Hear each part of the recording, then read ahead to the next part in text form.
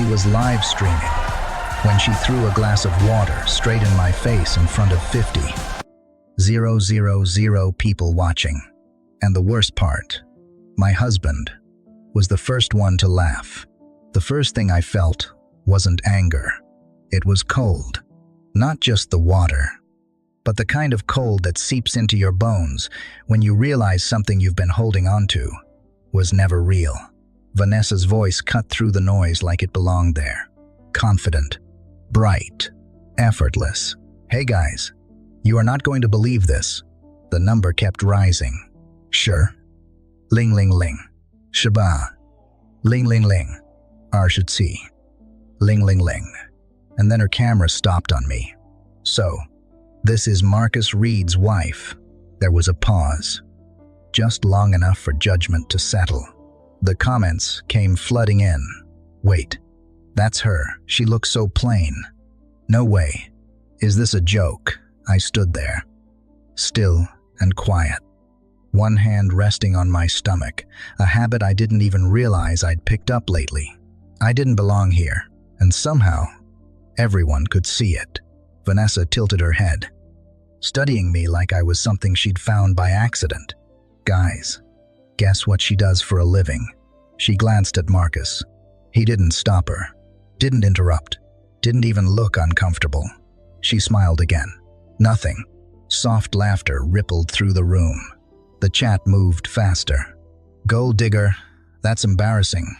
Why is she even there? Bro traded down." I exhaled slowly. Don't react. Don't give them anything. That was something I had learned over time. Silence was safer, because every time I tried to speak, someone always found a way to make it worse. Vanessa stepped closer. The camera followed. Too close. "You're awfully quiet." I didn't answer. She leaned in slightly, lowering her voice just enough to sound almost kind. "Or is that just all you have to offer?" Another wave of laughter. I glanced at Marcus, just for a second. He was watching, not me, but the reaction, the attention, the room, and then he smiled. That small, easy smile he used in meetings, in interviews, in front of investors, the one that always made people trust him. "Relax," he said casually. "She's just not used to this kind of environment. Not used to this kind of environment." The words landed heavier than they should have. Because once, a long time ago, this was my environment. I just didn't say it. Vanessa laughed softly. "That's okay. We'll help her adjust." Her hand reached for a glass on the table beside her. Clear liquid. Condensation clinging to the sides. She turned back to the camera. "Let's make this more interesting." Something in my chest tightened. I should leave. Right now. Before this gets worse. Before she moved. Fast. The glass tipped, and the water hit me. Cold. Sharp. Unapologetic.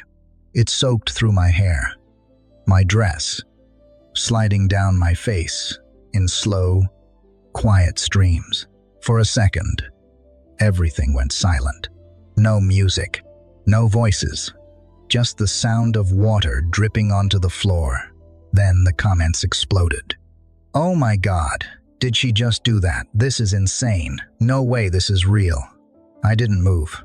Didn't wipe it away. Didn't say a word. Because if I moved even a little, it would feel like I was reacting. And reacting meant giving them what they wanted. Then I heard it. A laugh.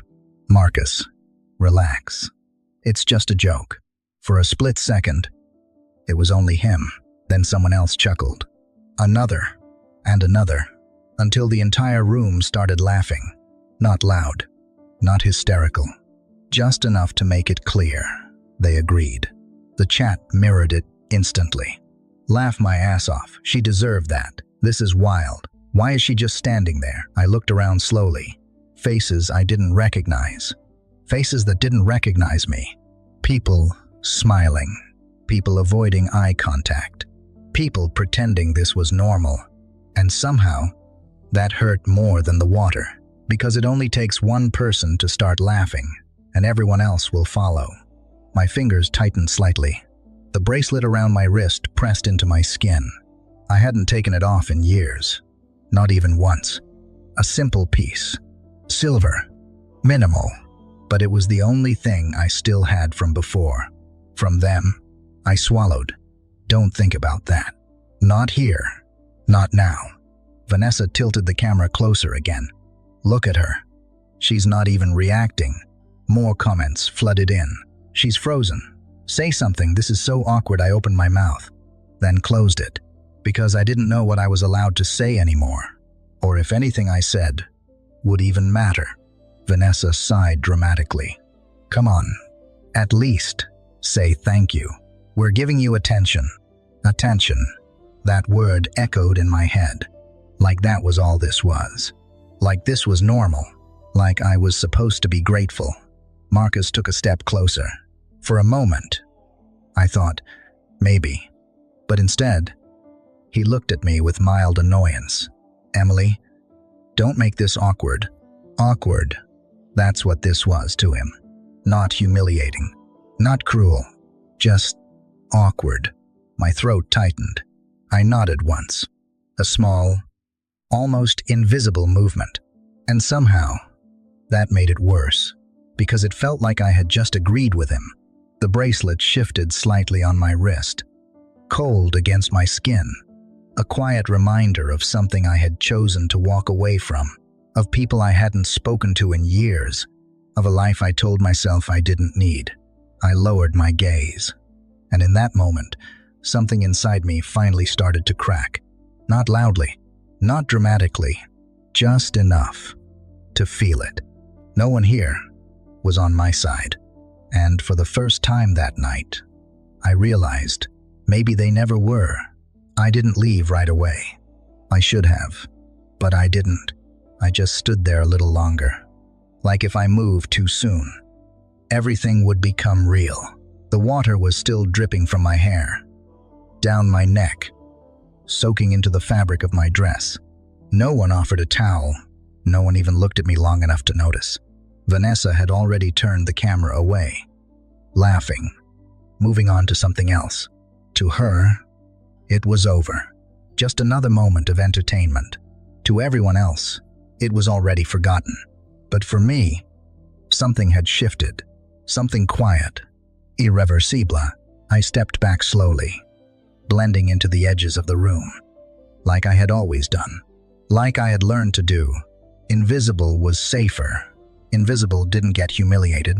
Invisible didn't get noticed. But tonight, even that hadn't saved me. I made my way toward the hallway, away from the lights, away from the voices, away from the eyes that refused to meet mine. And finally, I could breathe, barely. My hand trembled slightly as I reached for my phone. The screen lit up. 12 missed calls. Alexander. I stared at the name. For a long moment, I didn't move. Then, more messages appeared. Emily, call me. Now, are you okay? My chest tightened. I hadn't seen that name on my screen in years. Not like this. Not like it mattered. I locked the phone. Didn't call. Didn't reply. Because I already knew what would happen if I did. Everything would change. And I wasn't ready for that. Not yet. I leaned back against the wall, closing my eyes for just a second. And suddenly, I wasn't there anymore. I was somewhere else. Years ago, before Marcus, before all of this, before I learned how small I could become, just to stay. Back then, people used to look at me differently. Not with pity, not with judgment, but with expectation, responsibility, respect. The Carter name carried weight. It opened doors, changed conversations, made people listen, and I hated it. I hated the way people spoke to me differently once they realized who I was. I hated the way every decision I made felt like it was already decided for me. Who I would become, who I would marry, what my life would look like. It was all planned, perfect, predictable. And then I met Marcus. He didn't know who I was, not at first, and for the first time in my life, Someone looked at me like I was just me. No expectations, no pressure, no weight, just Emily. I remember the way he smiled back then. Not like tonight, not like the man who laughed. Back then, it was softer, warmer, real. He listened. He cared. He made me believe that I could have something different, something simple, something mine. So I chose him. And in doing that, I walked away from everything else. My family, my name, my life. I told myself it was worth it, that love was supposed to feel like this, like freedom. I even remember the last thing Alexander said to me. If you walk out that door, you don't get to come back like nothing happened. I didn't hesitate, because I thought I knew exactly what I was choosing. I didn't look back, not once. Until now, a distant sound pulled me back. Laughter, music. The party was still going, like nothing had happened. Of course it was, because for them, nothing had. I looked down at my wrist. The bracelet. Still there. The only thing I had kept. Not because I couldn't let go, but because some part of me never really did. It felt heavier tonight, like it meant something again. Footsteps echoed down the hallway. I straightened slightly, wiping my face quickly with the back of my hand. Even though I knew it didn't change anything, Marcus appeared a second later. For a brief moment, he looked annoyed, not concerned, not apologetic, just inconvenienced. "Where did you go?" he asked. I didn't answer right away, because I didn't know how to, because I didn't know which version of him I was supposed to talk to anymore. The man I married, or the one I saw tonight. He sighed. "Emily, you're overreacting, overreacting." The word felt almost unreal. I didn't say anything. I replied quietly. "Exactly."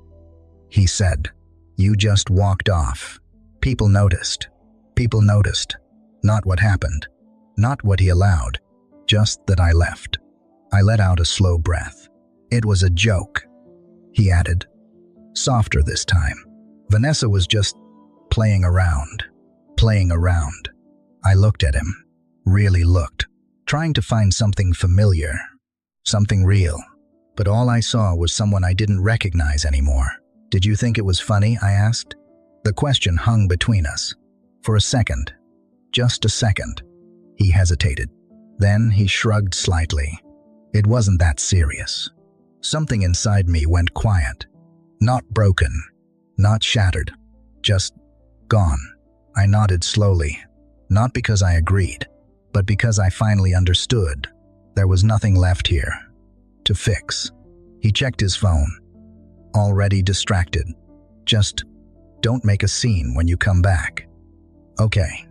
When you come back," like I was expected to return, to smile, to pretend, to stay. I didn't answer. He didn't wait. He just turned and walked away. And just like that, I was alone again. The hallway felt colder now, quieter, honest. I looked down at my phone one more time. The screen lit up again. Another message. From Alexander. "I'm watching."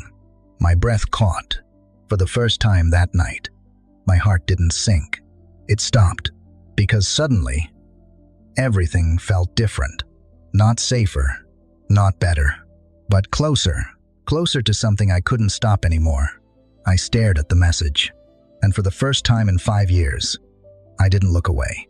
I thought leaving the room would make it stop. The noise, the eyes, the feeling, but it didn't. It followed me, not in sound, but in memory, in replay, over and over again. The water, the laughter, Marcus. I pressed my hand harder against the wall, steadying myself. My reflection stared back at me from the dark glass panel across the hallway. Hair damp, dress clinging slightly. Eyes distant. For a second, I didn't recognize myself, not because of what happened, but because of how still I was. Most people would have cried, would have yelled, would have left. I did none of those things, and somehow that scared me more. My phone buzzed again. Another message. Alexander. I said, call me. I stared at the screen. My thumb hovered over his name. Just hovering. 5 years. No contact. No calls. No messages. And now this. Another buzz. Emily. That was it. Just my name. And suddenly it didn't feel like a message. It felt like pressure. Like expectation. Like something I had spent years running from. Catching up all at once. I locked my phone. Again. Because if I answered, everything would change. And part of me wasn't ready to face who I used to be. Footsteps echoed faintly from the main hall. Laughter again. Muted now. Distant. But still there. They had already moved on. That was the part that stayed with me. Not what they did. Not what they said. But how easy it was for them to forget. I exhaled slowly. And that's when I heard it. 2 voices. Around the corner. Not quiet enough. Not careful enough. Did you see her face? A soft laugh. Yeah, that was bad. A pause. I mean, why would he even marry someone like that? My fingers tightened. She doesn't fit here. Another pause. And honestly, she looked like she knew it. Silence. Then, kind of sad. Sad. That word stayed. Because it wasn't cruel, not directly. It was worse. It was dismissive. Like I wasn't even worth mocking anymore. Just something to feel sorry for. I stepped back before they could see me. Before I had to see their faces. Because I didn't want to know who they were. I didn't want to connect names to voices. It was easier this way. For them. And for me. I leaned against the wall again. My breathing slower now. Not calmer. Just quieter. The bracelet shifted slightly on my wrist. I looked down at it. The metal caught the light faintly. Still clean. Still untouched. Unlike everything else, I ran my thumb over it. A habit. An old one. Back then it meant something different. It meant expectation. Responsibility. A life already decided. That's why I left. That's what I told myself. But standing here now with water still drying on my skin, with strangers calling me sad, I started to question something I hadn't in years. Did I leave because I wanted freedom? Or because I didn't think I was strong enough to stay? The thought came quietly. But it didn't leave. Because for the first time, I wasn't thinking about Marcus. I was thinking about me. About what I gave up. And what I got in return. Another buzz. This time I didn't look right away. I already knew who it was. And somehow that made it harder. I picked up the phone slowly. Unlocked it. A new message. We're here. My breath stopped. Not dropped. Not rushed. Stopped. I looked at the hallway. At the direction of the elevator. Then, back at the screen. We're here. No explanation. No warning. Just certainty. For a moment, everything else faded. The voices. The laughter. The humiliation. All of it. Because something else had just taken its place. Something bigger. Something I couldn't ignore anymore. I closed my eyes. Just for a second. And when I opened them, something had changed. Not outside. Inside, I straightened. Slowly. My shoulders no longer slumped. My breath steadier. Not because things were okay, but because I understood something now. I had a choice. Not about what happened, but about what happened next. The bracelet rested against my wrist. Not heavy. Not distant. Present. And for the first time that night, it didn't feel like something I was holding on to. It felt like something holding me together. I turned and walked back. Not because I had to, but because this time I chose to. I don't remember deciding to go back. My feet just moved. Maybe out of habit. Maybe because a part of me still believed I could pretend this hadn't happened. Or maybe because of the message. I'm watching. The words stayed with me as I walked back toward the noise. Toward the light. Toward the place I knew I shouldn't return to. The moment I stepped inside, the atmosphere hadn't changed. Not really. The music was still playing. People were still talking. Glasses still clinked like nothing had happened. But now, they looked at me differently. Not openly. Not directly.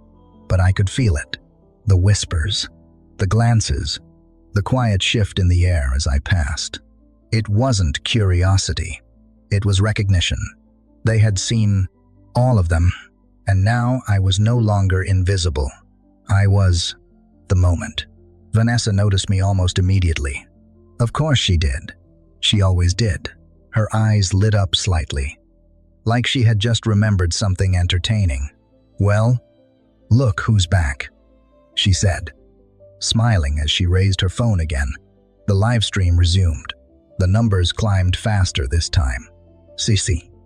Ling ling ling. Sushiti. Ling ling ling. Wushar. Ling ling. Guys, she's back." Vanessa laughed. I thought she ran away. The comments flooded in again. "There she is. She came back. This is getting good." I stopped a few steps away from her. Not too close. Not too far. Just there. Present. Vanessa tilted her head again. "Studying me, you know," she said casually. "Most people would have left by now." She leaned slightly closer, lowering her voice just enough to feel personal, even though tens of thousands were listening. "But I guess some people don't have anywhere else to go." A few people around us laughed again, not as loud this time, but enough. I felt the bracelet shift on my wrist. A small movement, but grounding. I didn't respond. I didn't react. And somehow, that seemed to irritate her more. Marcus stepped in this time, placing a hand lightly on Vanessa's shoulder, smiling for the camera. "All right. That's enough," he said. But there was no real weight behind it, just enough to sound like he was in control. Vanessa glanced at him, amused. "Oh, are you defending her now?" Marcus chuckled. "No. I'm just saying don't scare her off too quickly." More laughter, the kind that didn't belong to any one person, the kind that just spread. I looked at him, and for the first time that night I didn't feel hurt. Not in the same way. It was quieter now. Colder. Clearer. Vanessa raised an eyebrow, then turned back to me. "All right," she said. "Let's try something else." "Something else." My chest tightened slightly. She reached into her bag and pulled out a folded napkin, then a pen. She held them up to the camera. "Let's make this fun," she said. "I want you to write something." The comments exploded again. "No, this is about to be bad. Do it, do it, do it." She stepped closer and handed the pen to me. I didn't take it. She smiled. "What? You don't want to participate?" I stayed silent. Marcus sighed quietly. "Emily," he said under his breath. "Just do it. Just do it." Like it didn't matter. Like none of this mattered. Vanessa unfolded the napkin and held it up. "Write this," she said. She paused, enjoying the moment. "Then write, 'I'm lucky to be here.'" The room went quiet. Not completely, but enough. Enough to feel it. The comments slowed for a second, then came rushing back. "No way. That's messed up. Is she actually gonna do it?" The pen was still in Vanessa's hand. Waiting. Offered. I looked at it. Then at her. Then at Marcus. He didn't look at me. He was looking at the camera. At the numbers. At the attention. The bracelet pressed lightly against my wrist again. A small, steady weight. And suddenly I understood something I hadn't before. This wasn't about the joke, or the live stream, or even Vanessa. This was about control, and I had been giving it away for years. Vanessa tilted her head slightly. "Well," she asked. I reached out, slowly, and took the pen. A murmur spread through the room. Interest. Anticipation. I held the napkin in my hand. The words echoed in my mind. "I'm lucky to be here." For a moment, my hand didn't move, and then I wrote. The pen moved steadily across the paper. No hesitation, no shaking, just quiet certainty. Vanessa leaned in, trying to read it before I finished. "What does it say?" someone asked. "Show the camera." Another voice added. Vanessa reached for it, but I pulled it back slightly. Just enough. For the first time that night, I didn't let her control the moment. The room stilled, not completely, but differently. Vanessa's smile faltered for a fraction of a second. "Emily," she said, her tone tightening just slightly. "Don't make this weird. Let me see." I looked at her, then at the camera, then at Marcus, and finally back at the paper in my hand. I turned it slowly, facing the camera, facing all of them. The words were simple, clear, deliberate. I was... A pause. Confusion flickered across Vanessa's face. What she said. The comments exploded. "Wait, what?" She changed it.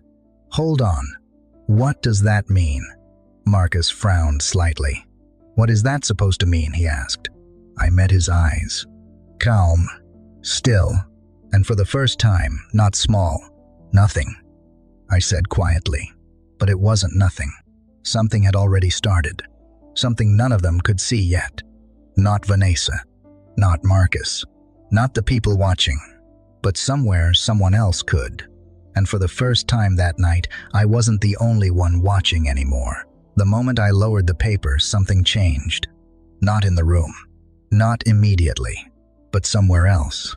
Somewhere beyond it. Vanessa frowned slightly, still trying to process what she had just read. "I was," she repeated, a small laugh escaping. "What does that even mean?" The comments didn't slow. They exploded. "Wait, hold on. She didn't write what Vanessa said. That's kinda cold. Why does that feel different? Something's off." Marcus stepped closer, his brows tightening. "Emily, what is that supposed to mean?" I didn't answer, because for the first time I didn't feel the need to explain myself, and that was new. Vanessa forced a laugh, turning the camera back toward herself. "Okay, that was weird," she said, "but let's not make this deeper than it is. Guys, she's just being dramatic." Dramatic. The word floated for a moment, then disappeared, because the audience didn't follow her this time. The comments had changed. Not louder, not meaner, just different. "Wait, why does this feel uncomfortable now? Is anyone else noticing this? This isn't funny anymore. Something's going on here." Vanessa noticed it too. Her smile held but tighter now. Less natural. "All right. Let's move on," she said quickly, shifting the camera angle. "We've got better things to do than..." The stream lagged. Just for a second. A small glitch. Barely noticeable, but enough. Did it freeze? Lag? "Wait, what just happened?" Vanessa tapped her screen. "Hold on. Guys, I think the connection is just... It's stabilized. For a moment. Then again, a flicker. A delay." Marcus glanced around. "Is the Wi-Fi down?" "No." Someone answered quickly. "Everything else is fine." That was the first sign, because it wasn't everything. Just the live stream. Vanessa refreshed the screen, forcing another smile. "Okay, we're back. We're good." The viewer count jumped. Leoscher. Ling ling ling. Then 68. Ling ling ling. Then 75. Ling ling ling. Vanessa blinked. "What?" she whispered. That wasn't normal. Not for a moment like this. Not for something she couldn't control. "Why are more people joining someone in the room?" murmured. No one answered. Because no one understood it yet. But they felt it. The shift. The attention had changed direction. Vanessa turned the camera back toward me, trying to regain control. Trying to pull the focus back where she wanted it. "Okay. Clearly you guys are enjoying this way too much." She laughed. "So let's..." Another glitch. Longer this time. The audio cut for a second, then came back distorted. What is going on with the stream? This is getting weird. Is someone messing with it? Marcus's phone buzzed. He ignored it. Then it buzzed again and again. He frowned, pulling it out, glancing down. His expression shifted, not fully, but enough. "What is it?" Vanessa asked. "Nothing," he said quickly, too quickly. She didn't believe him. Neither did anyone else, because his eyes had already changed. Focused, tense, reading something he didn't expect. Across the room, more phones lit up. Not notifications, not messages, searches. People were looking things up now. Names, companies, connections. Wait, someone said quietly. I've seen that name before. Another voice. Marcus Reed. Isn't he? They stopped, not because they didn't know, but because they weren't sure they should say it out loud. Vanessa's smile tightened again. Okay, guys, let's calm down. It's literally just... Her phone buzzed. She looked down. Her expression flickered, gone for a second, then back. Vanessa, Marcus said. She didn't answer, because she was reading, and whatever she was reading wasn't something she could brush off. I stood there, still, silent, but this time it didn't feel like silence anymore. It felt like space, like everything around me was starting to move, and I wasn't the one being pushed anymore. The bracelet rested against my wrist, not cold, not distant, steady, grounded. Vanessa looked up again, forcing a smile that didn't quite reach her eyes. All right, clearly something's glitching, she said. Let's just... The live stream froze, completely. No movement, no sound, just a still frame. Then black. The room went quiet. Not by choice, but because something had interrupted it. Did it just end? No. Wait. Refresh it. I can't get back in. Vanessa tapped her screen rapidly. Again. Nothing.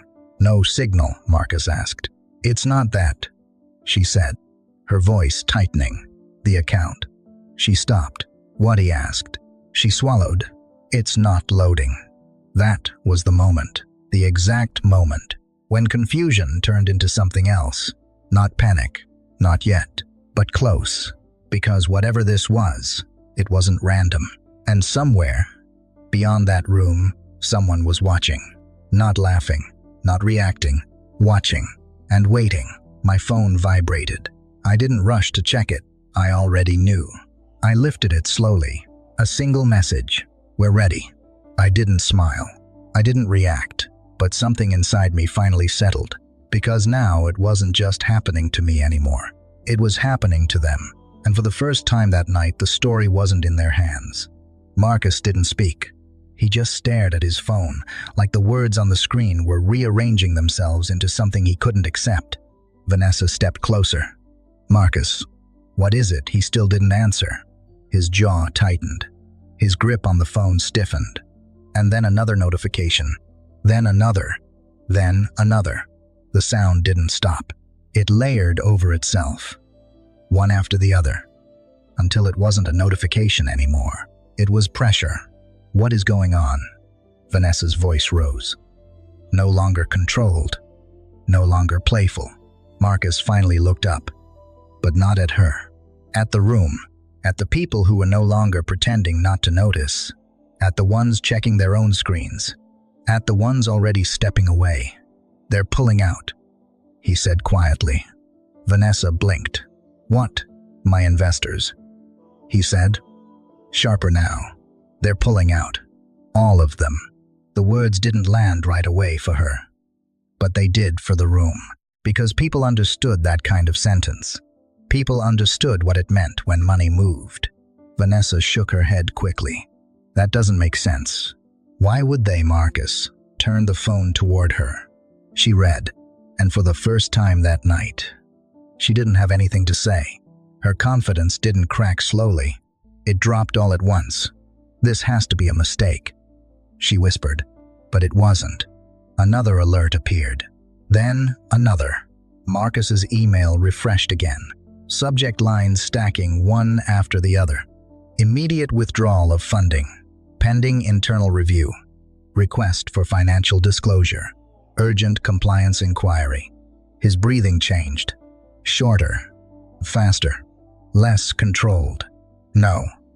He muttered. No. This doesn't just happen. But it was happening. Right in front of him. And there was nothing he could do to stop it. Across the room. Whispers spread. Phones turned. Screens shared. The energy shifted completely. This wasn't entertainment anymore. This was exposure. Vanessa grabbed her phone again, tapping rapidly. "My account," she muttered. "It's not loading." She refreshed. Nothing. Again. Still nothing. Her face tightened. "Why is my account locked?" she said. No one answered. Because no one needed to. Marcus ran a hand through his hair. Pacing. "This is coordinated," he said. "Someone is doing this." But the words didn't sound like control anymore. They sounded like realization. Vanessa looked around. Unsettled now. "Who?" she asked. "Who would even?" Her eyes flickered toward me for a second, then away. I didn't move. I didn't speak, because whatever this was, it had already gone beyond anything they could understand. Guests began stepping away. Quietly. Deliberately. No announcements. No reactions. Just distance. Marcus turned and finally looked at me. Really looked. "What did you do?" he asked. Before I could answer, his hand shot out and grabbed my wrist. Hard.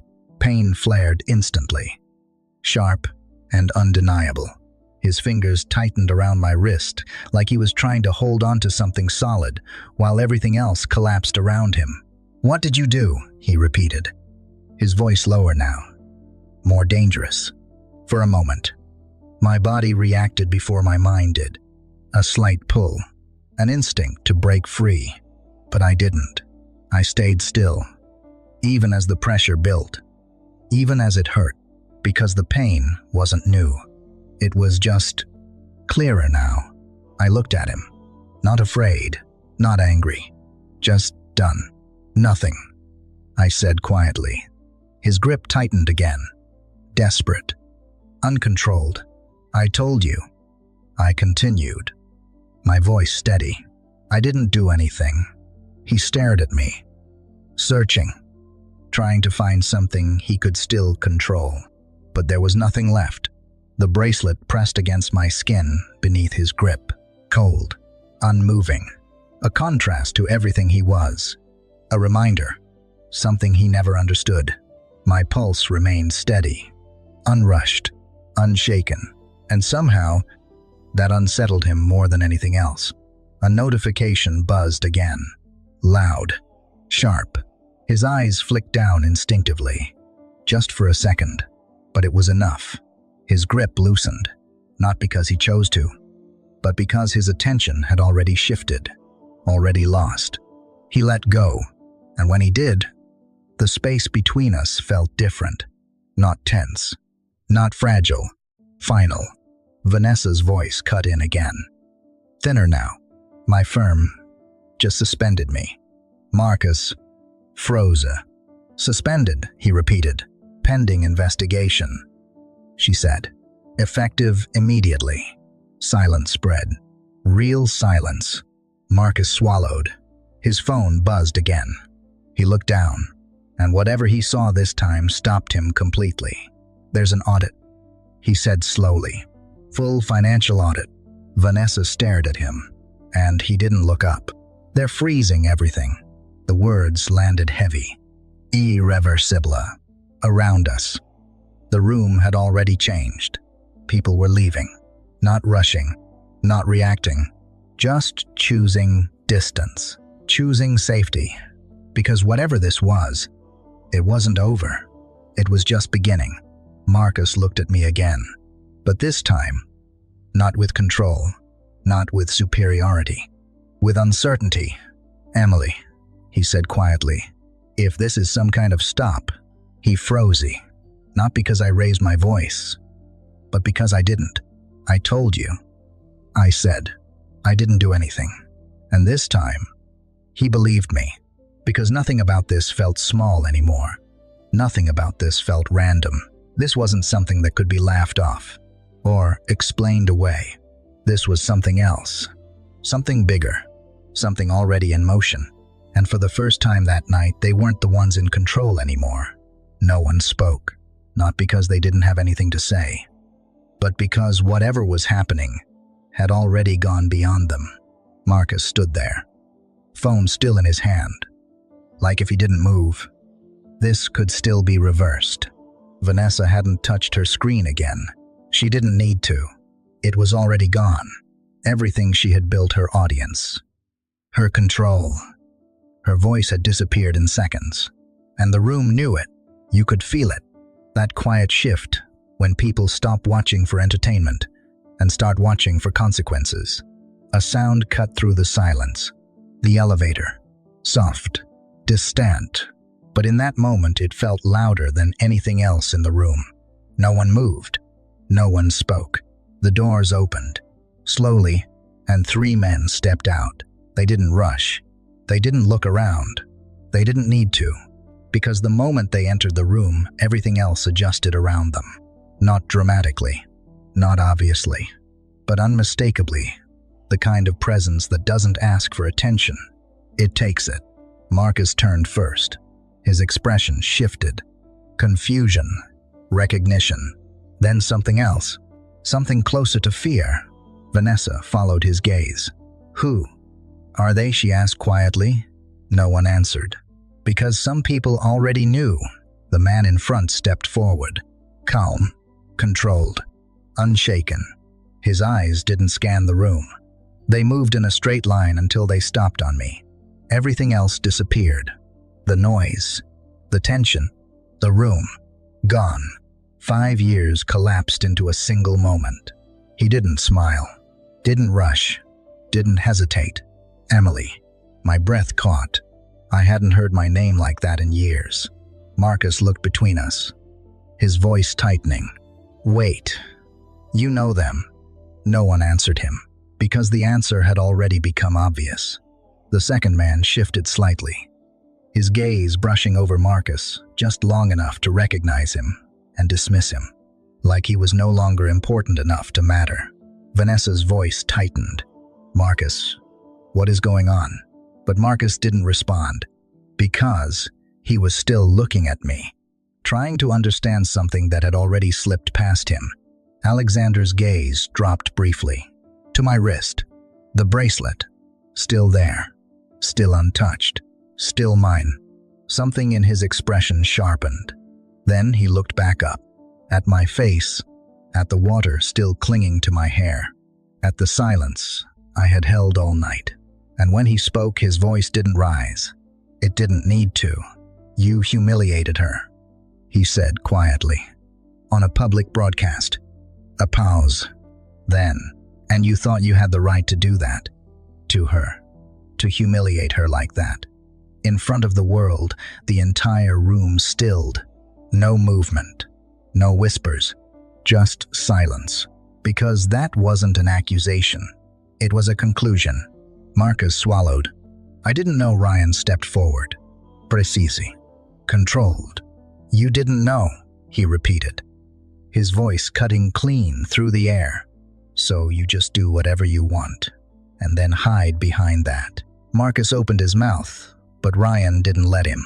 No, Ryan continued. Colder now. That's not how this works. A step closer. Measured. And you really thought she had no one behind her, he added quietly. That you could humiliate her, however you wanted, and nothing would happen. The words didn't hit like anger. They landed like truth.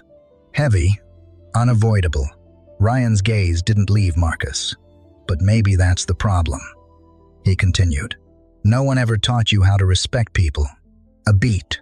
His eyes flicked briefly toward me, then back, especially when she's carrying your child. Silence dropped harder this time. Not just heavy. Final. Vanessa didn't move. Marcus didn't speak, because there was nothing left to defend. Marcus tried anyway. This is a private event, he said, forcing steadiness. You can't just walk in here, and Alexander didn't even look at him. That was the moment it broke. Not anger, not shouting. Indifference. Complete. Absolute. Like Marcus didn't exist. Ryan spoke instead. Marcus Reed, he said calmly. Founder. CEO.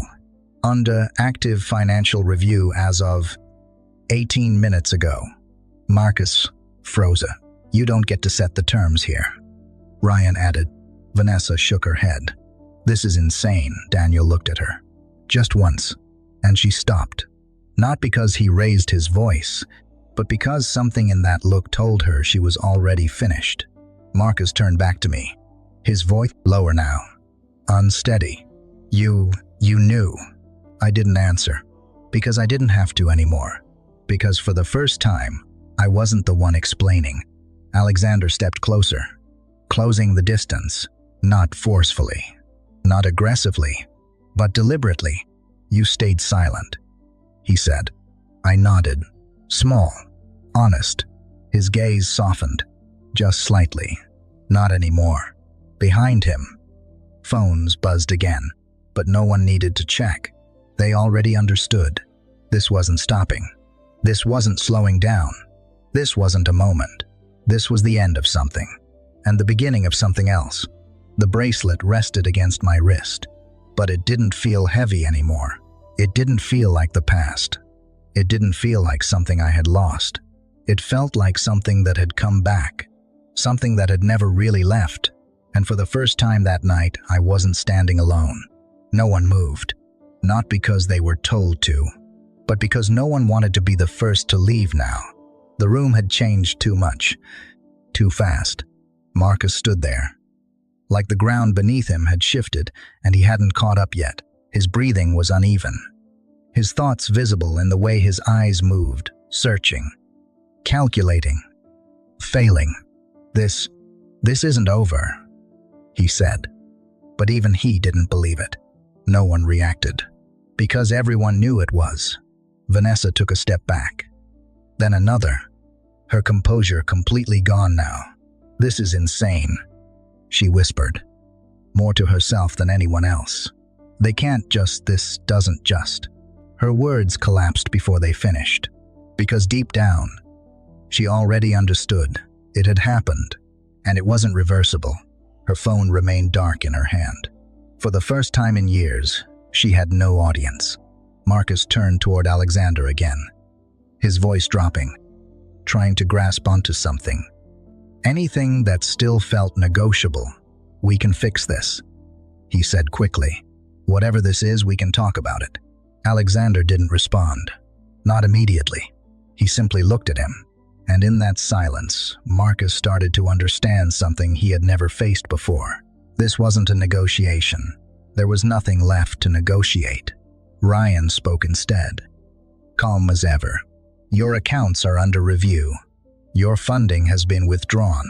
And your company. He paused just long enough for the weight to settle. Won't survive the week. Marcus's face went pale. That's not possible, he said. You don't understand how this works. Ryan's expression didn't change. We do. A quiet pause. We built the system you're trying to argue with. That was the moment. The exact moment when Marcus broke. Not loudly, not dramatically, but completely. His shoulders dropped. His voice lost its edge. Everything that made him feel untouchable was gone. He looked at me then, not like before. Not with control, not with dismissal, but with something raw, something exposed. Emily, he said, stepping closer. Slower this time, careful. I didn't know it would go this far. I didn't move, didn't step back, didn't step forward. I didn't know, he repeated. Quieter now. I thought it was just a joke, I finished. He stopped, because he had no better word. I held his gaze, calm, clear, and now I asked softly.